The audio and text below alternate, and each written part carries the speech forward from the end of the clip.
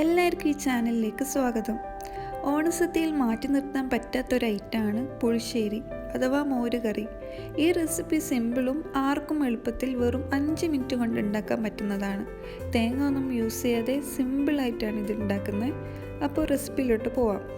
അതിനു മുന്നേ നിങ്ങൾ എൻ്റെ ചാനൽ ഫസ്റ്റ് ടൈമാണ് കാണുന്നതെങ്കിൽ പ്ലീസ് സബ്സ്ക്രൈബ്, പിന്നെ ബെല്ലൈക്കണും പ്രസ് ചെയ്യാം. ഈ കറി ചട്ടിയിൽ ഉണ്ടാക്കുന്നതാണ് കുറച്ചുകൂടെ നല്ലത്. ആദ്യം കുറച്ച് കടുക്, ഉണക്കമുളക്, കറിവേപ്പില ഇതൊക്കെ വെളിച്ചെണ്ണയിൽ താളിച്ചെടുക്കാം. അതിനുശേഷം ഉള്ളിയും പച്ചമുളകും ഇട്ടെടുക്കാം. ഞാനിവിടെ ഒരു ചെറിയ സൈസ് ഉള്ളിയും 2 പച്ചമുളകാണ് ഇട്ടെടുക്കുന്നത്. ഇതൊക്കെ നന്നായി വഴറ്റിയെടുത്തതിന് ശേഷം 1/4 ടീസ്പൂൺ മഞ്ഞൾപ്പൊടിയും ആവശ്യത്തിന് ഉപ്പും ഇട്ട് നന്നായി മിക്സ് ചെയ്തെടുക്കാം.